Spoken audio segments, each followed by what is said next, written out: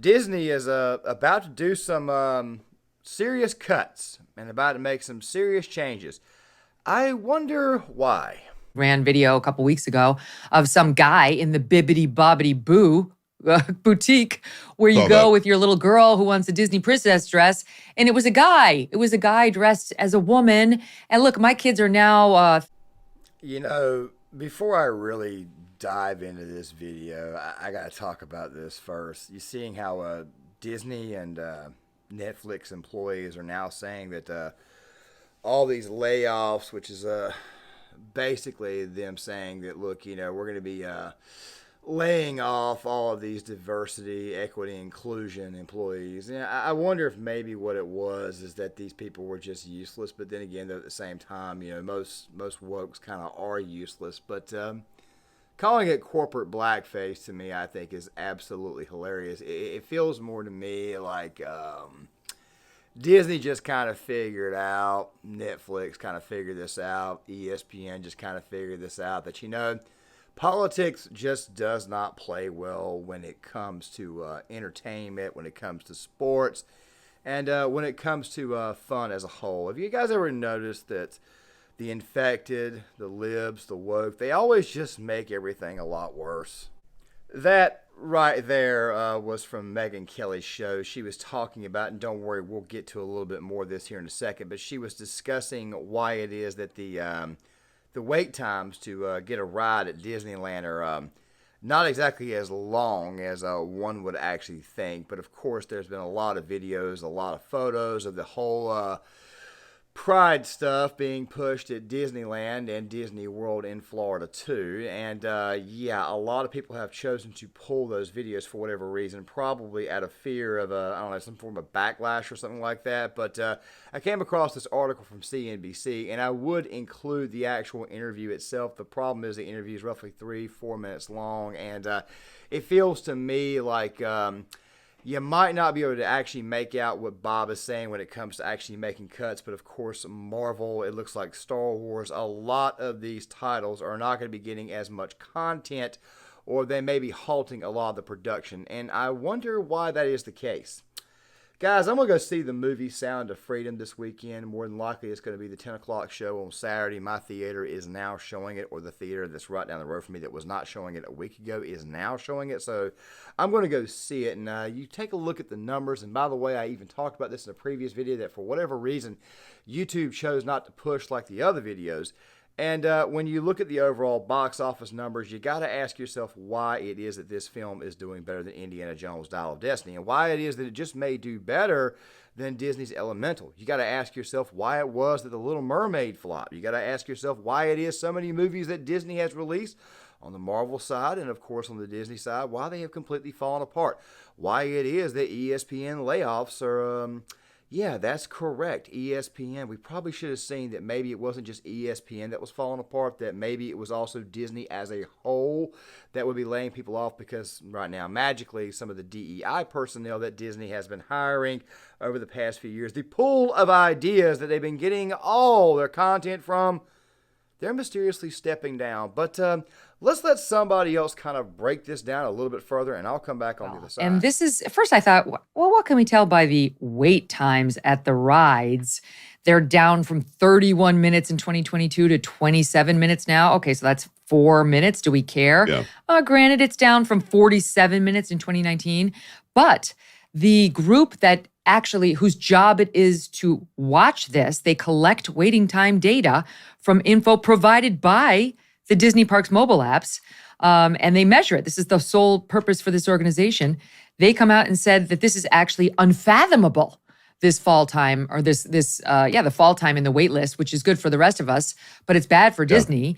And it comes at a time where, of course, Disney's reputation is hemorrhaging. Disney's movie business has lost a ton of money. We covered that last week because of the huge investment in woke films that nobody wants to go see. And now even Bob Iger, who was president and now is back as CEO, is saying, I think we may have misjudged things on our price hikes. Maybe perhaps there wasn't the market for these big inflated prices. Hello, Bob, especially not given what you've done to your brand, you and your predecessor. So what do you make of the hemorrhaging over Growing at up, Disney? I'm from New York originally, but we grew up in South Florida, and I remember my dad and my mom saving up money the entire year. Let's go to 3 hours away to Orlando and go check out Disney World. It was the entire year we were focused on going there. Parents aren't doing that anymore. Families aren't doing that anymore because of leaked audio and video saying 50% have to be LGBTQ, XYZ, or whatever, as the stars of our animated films, which is crazy. I never thought of a cartoon having a sexuality. Also, our live action films, 50% have to be this, and we have to ESG and DEI that thing. They can still save it. This isn't Bud Light. Bud Light's done. They're off the top 10, even though of the favorite beers in America now. They were number 1 before the whole Dylan Mulvaney thing. Disney can still save it if they use their brains. If they decide, let's just make wholesome family fun, doesn't matter what their sexuality is, doesn't matter what the makeup of their family is, let's just get them into the theme park. It takes me back to the 1980s and 90s when Michael Jordan had the Jordan brand shoes, pretty new with Nike. And somebody said, why are you pushing this for everybody? You've got to take a stand against this politically or that politically. And he said, even Republicans buy sneakers. At some point, these companies, these corporations, these woke ideologies have to be put aside, and they have to think to themselves, we have to make the money first. And then we can do whatever we want charitably after that. We can make any decision we want around our kitchen, dinner table at night with our families. But when we want the entirety of the country or even the world to travel to Orlando or Anaheim and go to our parks or go to the movie theater and spend $100 for a family to go see a movie with some beverages, we probably should keep our mouths shut about things some people have a problem with. It's really kind of that simple. Do you agree with that, Megan? I think that Disney can save it if they use their brains. Yes, of course. I wish they would, but I think they're too far gone to actually do so. I mean, it's not just their movies anymore. Right. We ran video a couple weeks ago of some guy in the bibbity-bobbity. I wanted to get fully to that clip. And the reason why was because it was put a lot more eloquent than me. You see, if somebody is more eloquent than myself, then I will throw the clip in there and actually tell you or actually show you what it is that you are actually seeing and show you exactly what it is somebody is saying in a much, much better way. Fact of the matter is this right here. Republicans buy sneakers too. Republicans buy beer. Republicans buy the same exact thing that Democrats do. Of course, Democrats don't buy as much of it as we do because, for the most part, as I've mentioned in the case of Bud Light, for example, which, by the way, is in fact a dead brand. I saw this earlier. It looks like some of Bud Light's about to be discontinued at some places. I know that Astra is. Of course, that right there is at a Costco. But then again, though, Walmart had their own little way of doing it when I worked there. Sam's Club had their own little way of doing it, too. Fact of the matter is that Bud Light is a dead brand. Now, you're probably thinking to yourself, why are we talking about Bud Light when the topic is Disney? Because Disney, as big of a company as it is not exactly what we call invulnerable. People have been unsubscribing from Disney Plus for a long time. They don't like Disney's messaging. And I've been saying for a long time that the best way you could, let's just say, fix the problem, especially when it comes to Disney, was just simply not buy their products. Now, somebody, and of course I know somebody's going to say, long lines, it's summertime, it's never really stopped anybody from going to Disney in the summer anyways. I mean, it's still got a very, very big flow of people that show up there every summer all year round. Families save up money to go down there. Some of them, of course, save up to go down there on Christmas because, LA is still pretty hot too, not just Orlando, Florida. Fact of the matter is this right here. People are not exactly enthused about the direction that Disney has gone in the past few years. I meant to say 8, 9, 10, ever since the whole Beauty and the Beast debacle, when they figured that they would throw in a gay character, people began to get a little bit concerned at that moment in time. It's as I've always said, when you did this entire whole gay marriage thing, you opened up Pandora's box. Not only did you do that, but also with gay characters and then pronouncing it, well, this person is special because they're gay. Dude, that's not how you write a character. I mean, you can write a very good character that just so happens to live a certain lifestyle, and that right there not be the defining thing about that person. You see, you've put these people out front based upon their lifestyle rather than their actual character. Makes me wonder who the real bigoted person here is, because I have said before on multiple occasions, most people, including myself, do not care about what you do behind closed doors. We care about it when you start to try to corrupt our kids and try to push it all over the place and push it just about anywhere and everywhere that you can. That has always been the problem with it. As I've said before, it's almost like opening Pandora's box, whatever crap could come out. And of course, Disney, they've been playing the whole political game for a very long time. And guess what?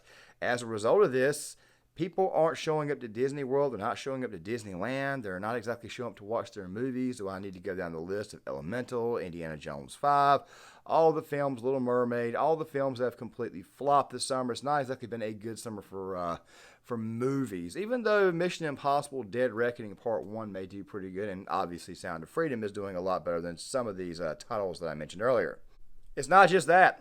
I found out earlier today in a video from World Class Bullshitters, who, by the way, also left a link in the description box, and I went back and reread the article, and I'll leave that in the description box for you guys, as well as a couple of other ones. It seems to me that Disney has also got another problem with Marvel characters. They can't exactly sell the products to the kids, and what I mean by that is action figures, toys, all that type of stuff there. Guys, I'm old enough to remember this. I remember when the movie Batman Returns came out in 1992. For a while there, I was thinking maybe it was 1990, 1991, but no, it was 1992. I had to go back and double check. And I remember going to the theater as a 6-year-old kid seeing it. And my parents weren't exactly enthused about the film. I didn't really think much of it. I didn't really understand what I was looking at. Obviously, Batman Returns is the much darker film, probably the darkest film in the entire series of Batman movies. But as you guys can see, even if you go in the direction that's somewhat dark, even at that time frame there, parents, of course, will get a little bit concerned. Well, what do you think is going on now? The whole pride push. We're seeing exactly what's been happening in the streets, what's been happening in the schools. Parents are not exactly good with this, so they just said, you know what, we just don't want to deal with Disney, period. Oh, wait, that's right, Marvel. Marvel is now owned by Disney. Okay, we don't want to give any money to these people. The best way to beat these people is just simply not give them your money. They hate you if you reject them, which, by the way, is an extremely effeminate trait, meaning that they obviously cannot take some form of criticism. You are living a lifestyle that, quite frankly, we really and truly don't care about, but now you're making that lifestyle a part of our day, and quite frankly, we want to be left the hell alone. Normies have been standing up. That's why last June was such a big deal, because while Pride Month was being pushed just about everywhere, obviously people, conservatives and moderates and even some classical libs, they decided to put their foot down, step up, and say no to this entire stuff, say no to it all. Fact of the matter is that the whole Pride push, and now Disney, of course, helping out with that push and putting it front and center, obviously has left a very, very bad taste in the mouths of many, many parents, and they have said, no, we're not going to be buying these products for our children. So what happens next? Well, let's talk about what happens next, because obviously some very, very strange things are occurring. As I mentioned earlier, Disney's DEI people, their DEI hires, the people that they brought in to kind of give them their representation, they're mysteriously stepping down. Some of them have probably gotten fired behind the scenes. Some of them have probably quit. It makes you wonder if Disney's going to be going in a different direction, but don't expect too much out of Disney as far as a direction change. Pat McAfee, of course, his contract at ESPN, and all of us are kind of calling it that we think that maybe Pat McAfee will probably go in the same exact direction that ESPN or Disney tells him to go at some point in time.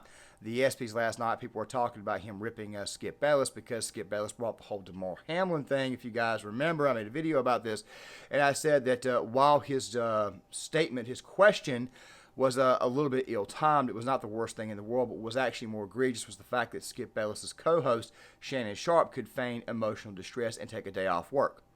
Not everybody in the whole world has got that type of power. Not everybody in the world can do that. Not everybody can just take the day off of work. If anything, the whole situation looked a lot worse, and actually made Skip look good. I did a video on that, and I'm not a fan of Skip. But obviously taking digs at him at this moment in time, which, by the way, could be competition, could be competitive, could be just a nice old little poke at the competitor, which is Fox Sports. But still, at the same time, after the extremely woke ESPYs last night, the fact that Disney is losing money not just at the theme parks, but in action figures and, of course, in movie sales, it makes you wonder if, in fact, a course correction is about to occur.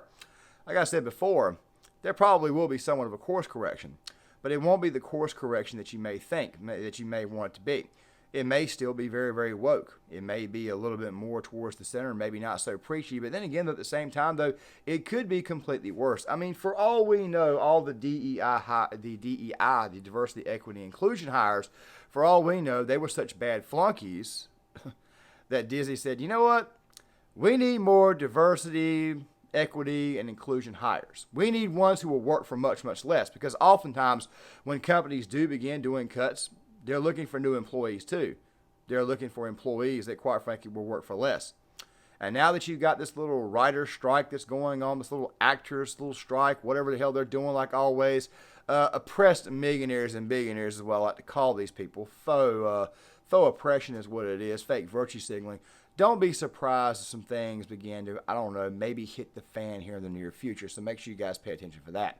Guys, John Claymore here. I just figured I'd give you guys a video before the weekend starts. There will also be another video on Anna Kasparian's continuing conversion. That video will also be out tomorrow as well. And I'll probably have a video out Saturday about this whole the gym is right-wing thing. I'm working on that project with Zulu and Rourke Strift. I've got everything downloaded. I got to put everything together. So I'm going to be taking the weekend to take care of that. And hopefully it will be out on Saturday or Sunday. I'll try to leave it in the description box when I'm done, or leak it in the comment section of all the other videos. Make sure you guys go subscribe to the Gear Issue 33 channel, which, by the way, I have also renamed. I'm still calling it Short-Term Prepping from time to time, but still, guys, make sure you guys go check that channel out. Make sure you guys hit the like button, subscribe, share the video if you feel that I've earned your subscription. Please hit that subscribe button. Also hit the notifications bell. Leave a comment in the comment section. Share this video, and I will see you guys later.